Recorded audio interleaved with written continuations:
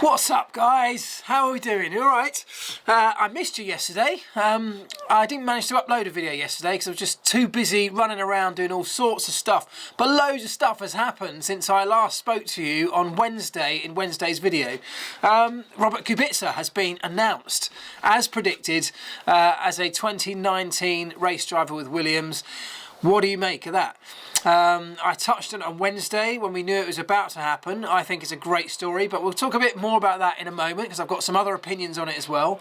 But since I spoke to you last, quite a lot has happened for me. A couple of things that I'll just mention quickly. On Wednesday evening, as some of you know, I've been driving around in a full electric Nissan Leaf over the last week. Really enjoyed it. I will put a review of the car up at some point. But great little car, really cool. I'm a big fan of electric vehicles. However, on Wednesday evening, I went out, as we do every Wednesday, to take my son Rex to his football training. Went along to watch that. Now, football training is probably about 9 miles from where we live. So I turned up to football training. The battery meter on the Nissan Leaf said 22 miles left when we arrived. Loads of mileage left to get us back home afterwards. Went into football training, sat down for an hour, watched him play football. Came out, the temperature had dropped significantly.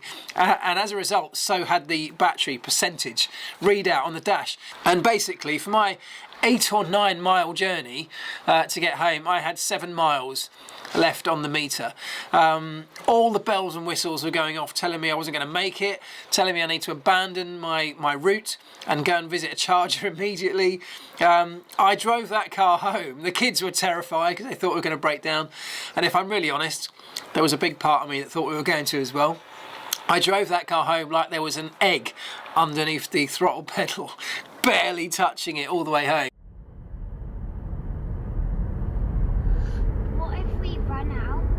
And we managed to crawl back onto my drive when the battery reached this, like 1%. That was close. Yay, we made it! It was the closest I've ever taken an electric car.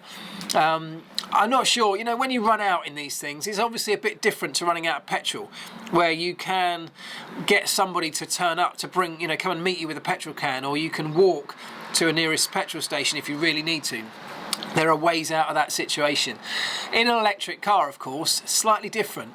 It's not quite so easy. So you do have to change your mindset a little bit when driving an electric car. And that's not, for me, that's not a big downside. It's just about thinking a little bit differently about the way we go about doing things.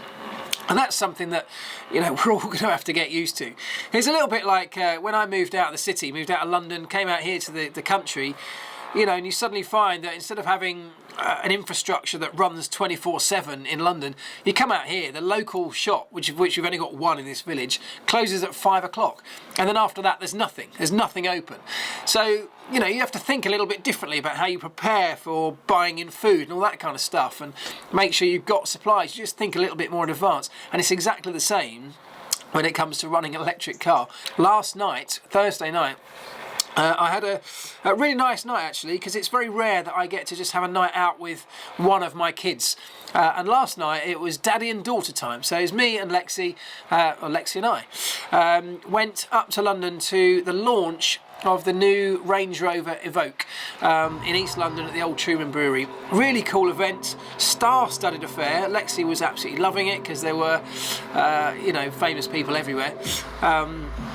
And she got to meet lots of them as well, so she had a great time. I had a really nice evening because it was just the two of us. We went for some dinner afterwards, and just really, really massive glitzy affair. I don't get to go to those kind of things very often. I just don't get invited to those kind of things. So when I do, and I get the opportunity, it's nice to be able to go along. It's just nice, and particularly to take my daughter, it was a really nice evening out. And by the way, the Evoque, really like it. I don't know what you think. It's gone hybrid now. They've changed the styling now to sort of match in line with the Range Rover Velar. That's been a divisive car, but I quite like it. And some cool tech on that thing. I had a little look. The rear view mirror, they have managed to turn into a screen, so your reversing camera You can now use the rear view mirror to show what's behind you. They've also got this quite clever tech where they use various cameras around the front of the car to show for when you're parking and manoeuvring in tight spots, to essentially make the bonnet and the front of the car see-through, so you can see the wheels, you can see the front corners of the car in virtual mode, of course, which you obviously wouldn't be able to do from your driving position. So actually just quite a nice, cool bit of tech. Looks pretty futuristic, but also probably quite useful. The big F1 news, I guess, of this week was that Robert Kubica was announced as a Williams driver for 2019. Now, I'll be honest, I never saw that coming, and I don't think many people did. And the reason I say that is because, look, think back, Renault assessed him extensively with a view to giving him a race seat a couple of years ago, and ultimately they chose not to do it. Williams, this time last year, did exactly the same thing. A huge series of tests. They assessed him like they do with everything, Formula One teams, in forensic style. They assessed everything about him, in the car, out the car. Obviously he has limitations with his hand. Because of those two assessments by those two different teams, and ultimately neither of them resulted in a race drive, I think we all assumed that that was going to be it. If they've looked at him that closely and still chosen not to give him the drive, there's something lacking. There's clearly something that means he's not the perfect race driver. But here he is in a car. Now, two thoughts on this. First of all, what an amazing story. Maximum respect for Robert, for his mental attitude and his hard work ethic. He's such a nice guy, and that's one of the keys of this. He's been well loved by fans and by everybody within the paddock. He spent the last couple of seasons in the paddock, just building relationships again. And when he got that glimmer of hope, when he got the tests over the last couple of years, the fans grabbed onto that story as being a real fairy tale. We all wanted to see him back in a car, but it didn't happen. But here he is in a Williams. So what does that tell us? Well, as I say, great story. I'm really pleased to see him make that recovery to the point where he's able to get back in a car. It's a real inspirational story for anybody who thinks that something might be unachievable, just out of their reach, or they've had a massive knockback. Just look at Robert Kubica, because he has proven that one of the biggest knockbacks you can have, that accident almost killed him. It's left him with life-changing disabilities, and yet here he is back at the wheel of a Formula One race car for 2019.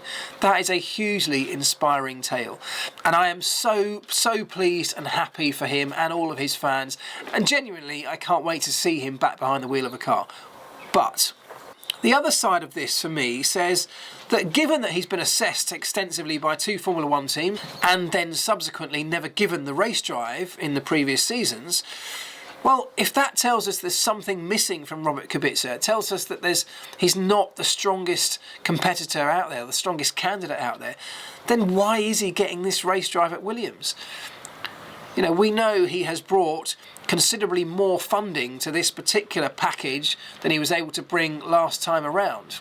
We know that there's a really positive media story around this, and I remember talking to Williams last time around when they were considering him for the 2018 season. They said, look, they're going to have they knew by that point they had a pretty rubbish car for 2018, so they can run around at the back with nobody talking about them, or they can run around at the back with their rubbish car with the whole world talking about them because Robert Kubica's in it. Maybe that has become more important. Maybe there has been some other external influence. Maybe FOM, maybe Formula One have got involved in this deal because it's such a great inspirational story.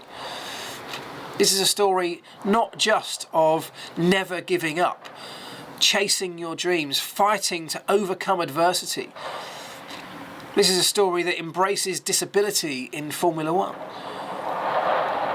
It tells us there's no age barrier, there's no disability barriers.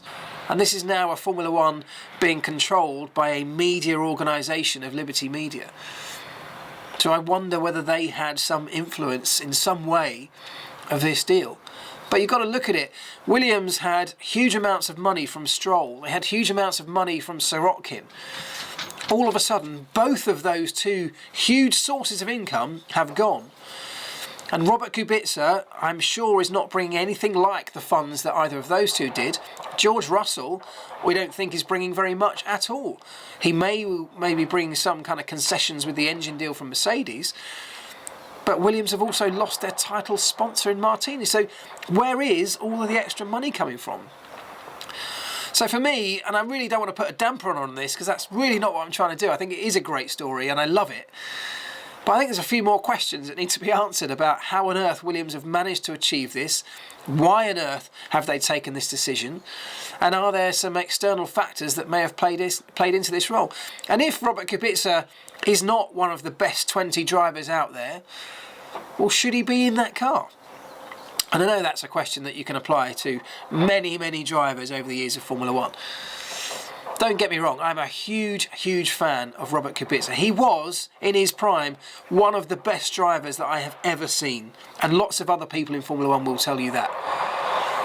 Is he still one of those very best drivers in the world? Guess only time will tell.